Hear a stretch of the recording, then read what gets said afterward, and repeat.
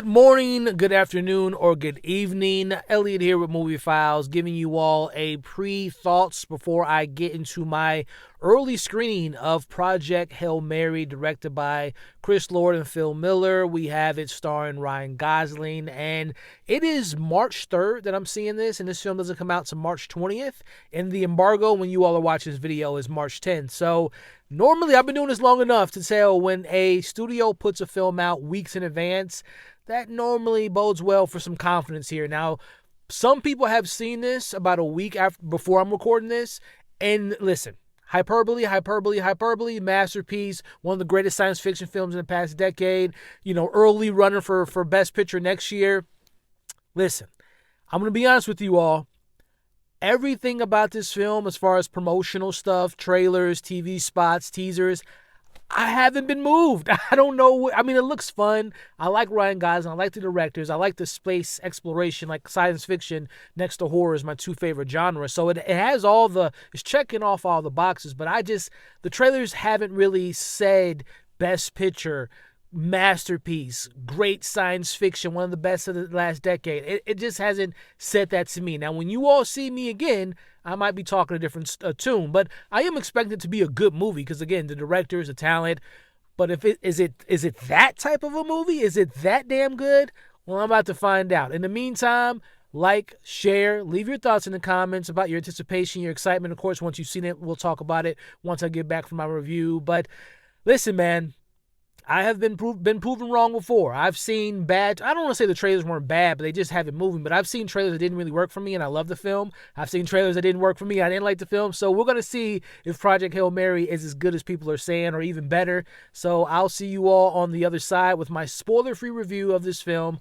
I'll see you soon. And we are back, ladies and gentlemen. Elliot back from seeing Project Hail Mary. This is my spoiler-free review. As I said up top, this is a film that really didn't move me from the promotional stuff, and I've heard a lot of hyperbole in the last week or two. Is this a masterpiece? Is this an early front runner for Best Picture? We're going to get into that in this spoiler-free review. But before we do, if you are here, you're sticking around, I appreciate you. Do me a favor, hit the like button, consider sharing the video, leaving your thoughts in the comments once you've seen the film, and stick around by subscribing to the channel. A lot of things coming this year, and I want you all to join me on this ride. So, masterpiece. One of the best science fiction films in the past decade. Early frontrunner for Best Picture nomination and possibly winning. A lot of crazy stuff has been said. I will say this. It didn't quite hit those levels for me, nor did the film have to get those levels for me, because I found this to be a really good, solid film, pun intended, because of Rocky in it. Solid like a rock. Let's move on. But no, Phil Lord, Chris Miller, 21, 22 Jump Street, Lego Movie, Spider-Verse, they had their collaborations in there. Cloudy with a Chance of Meatballs. I'm a fan. They were supposed to do Solo, but none here nor there. I'm a fan of their work. I think this is their biggest accomplishment of their career from a scientific standpoint, from a narrative standpoint, from a scale, the vastness of space, which I'm just a huge nerd when it comes to space exploration.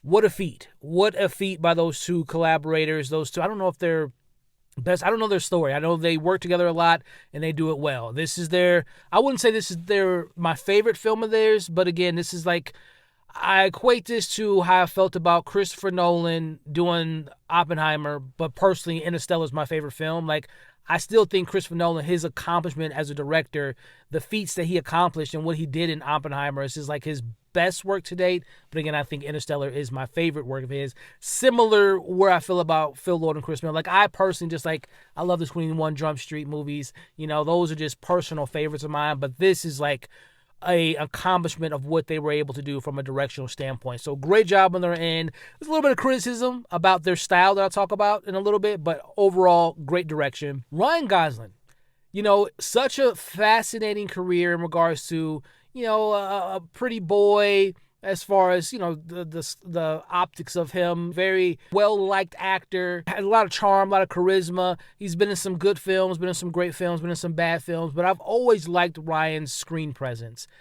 There is a level of levity, a level of compassion, a level of just like a really good guy in this Grace character that he plays. The guy that is caught between a rock and I'm going to try not to do as many puns, but caught between a rock and a hard place in the situation that this film finds him in. Without giving too much away, if you've seen the trailers or haven't, the world's ending. The sun is 30 years is not going to be here, which will cause destruction to the earth and so on and so forth. So as the film poses it, he has to be one of the guy to save the day. And I don't want to give too much away because the trailers did a good job of not giving a lot away regarding to, why he is the only person to do this mission. But Ryan gives one of his finest performances in years. Like, yes, he's good in everything he's in, but I think of like Nice Guys, Half Nelson, La La Land. Like, those are like some really great stuff that he's done. Drive.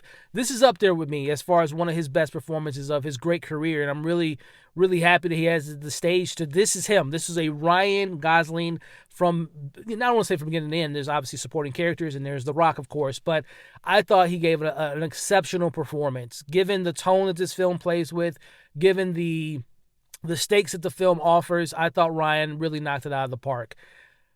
I thought supporting one, like this is, this comes from the same writer who did The Martian. This has a lot of Martian-isms vibes to it in regards to like, there's a really good cast here. Sandra Hüller, there's just a really good amount of actors that I like that just bring another level to this film that just makes it so much enjoyable. Now, before moving on to the rest of this review, let's take a moment to hear from the sponsor of this video, Factor. I'm going to be honest with you all. The older I have gotten, the less excited I get about going to the grocery store. I mean, from getting ready to driving to the store, finding parking, you get inside the store, they don't have the things you need, and when you're in there, it's packed and it just becomes one stressful time. But that's where Factor comes into play. Somewhere between the first warm weekend and realizing short season is getting close, eating well stops feeling optional. Factor is how I stopped letting a busy schedule be my excuse. Fully prepared meals designed by dietitians and crafted by chefs. Ready in 2 minutes, no planning, no cooking. Just the other day, I had one insane schedule and I didn't have much time for a lunch, so I popped in this peanut tofu bowl that was to die for. I mean, I'm still thinking about it to this date. It was so delicious. Quality, functional ingredients, including lean proteins, colorful veggies, whole food ingredients, and healthy fats. No refined sugars, no artificial sweeteners, no refined seed oils. Meals that fit your goals and schedule, healthier eating, calorie management, more protein. And let's talk about the variety here. I mean, we're talking about 100 rotating weekly meals to keep things fresh and, of course, delicious throughout the various seasons. Options include high protein, calorie smart, Mediterranean diet, GLP-1 support, and ready to eat salads. Plus, the new Muscle Pro collection supports strength and recovery perfect if you're getting back into a workout routine. And of course, we have to talk about the convenience. Always fresh, never frozen, ready in about 2 minutes, no prep, no stress, so you can actually stick to your goals. Look, if you're like me, this is a perfect fit because if you have a busy schedule, you don't have time to prep your meals, cook your meals, Factor is your go-to option. Now, with that said, head over to factormeals.com/moviefiles50 off and use my special code MovieFiles50 off to get, check this out, 50% off and free breakfast for a year. Again, head over to factormeals.com/moviefiles50 off and use my special code MovieFiles50 off to get 50% off and a free breakfast for a year. Now, the offer is only valid to new Factor customers with code and qualifying auto-renewing subscription purchase. Again, head over to factormeals.com/moviefiles50 off and use my code MovieFiles50 off to get 50% off and a free breakfast for a year. Make healthier eating easy with Factor. I don't know who voiced Rocky, and I don't want to give too much around Rocky because, I think that's an element of surprise, even though if you've seen the trailer, you know that Ryan Grace interacts with an alien in this film. But whoever voiced Rocky did a great job. I really enjoyed how the film relies on this relationship. It's the heart of this film, and you really got to be on board with this Rocky character. And for the most part, I was. So performances really good, direction really solid. Again, my love of science fiction. I love how science fiction this film gets in regards to the science of it all, the meat and potatoes of, how we get to here. What is the threat? How do we contain the threat? How do we maybe use a threat to our own benefit? Like, I love how science fiction-y this film gets with the idea of saving the world and where the space journey takes these characters. I thought that the visual effects from, again, I love exploration of space, not interstellar levels of like jaw-dropping visuals, but nonetheless, you don't have to, that's one of my favorite films of all time, so I'm not trying to compare it to that too much. Again, Martian is my comp. Very beautifully shot, composed shots, great use of color palettes, production. The score is amazing. I believe it's the same composer who did the Spider-Verse films. Amazing score, amazing soundtrack as well. So from a production standpoint, A+. And then last thing I want to mention is the investment of what the themes that we're looking at with humanity, connection, compassion. There's so many themes that this film kind of tackles on that is just really poignant. I really enjoyed Drew Goddard's adaptation of the book, which I haven't read, but I really enjoyed his script. Really sharp, really, engaging script for the most part. So those are really my highlights. If I were to get some criticisms, why this film I don't think is a masterpiece, why I don't think it's an early nomination for Best Picture next year, and this is all subjective. I love Phil Lord and Chris Miller. There's a tone. There's a balance of tone. There's a comedy beat that they like to rely, I don't want to say rely on, but there's an amount of comedy that they put in all their movies that works for a lot of the movies they work on, right?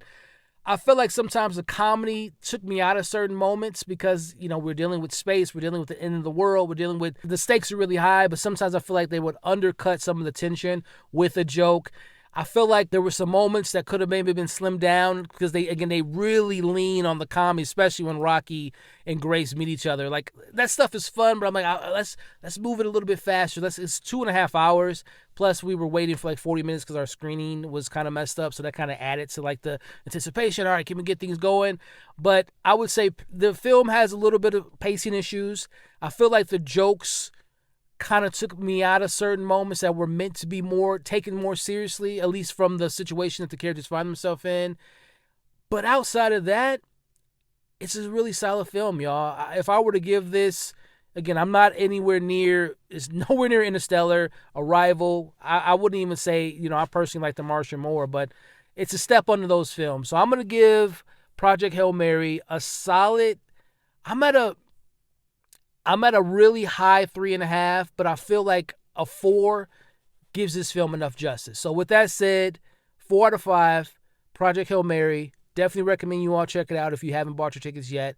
Again, I don't think it's the masterpiece that some people are calling it, the front runner for Best Picture. I just didn't see that in this film, but it is nonetheless a really, really good film. So that's my thoughts. Let me know what you all thought. This will be coming out on March 10th when the embargo lifts. I'll probably have an out-of-theater reaction before then, but let me know what you all thought of the film. What did you think of the performances, the story, the relationship, the levity, the jokes, did it work, did it not work? Let's talk about it all in the comments below. Thank you all for watching this review. There's a lot of films coming out this month, and I'm excited for it, so hit that bell notification so you don't miss out on any of my upcoming reviews, whether that's movie or shows. Thank you all for the continued support. Just a quick plug. We're less than 10,000 subscribers away from 100,000 subscribers, which is mind-blowing. Help me reach that next milestone by subscribing to the channel. You all remember, you are awesome. Stay safe, and I'll catch you on the next video.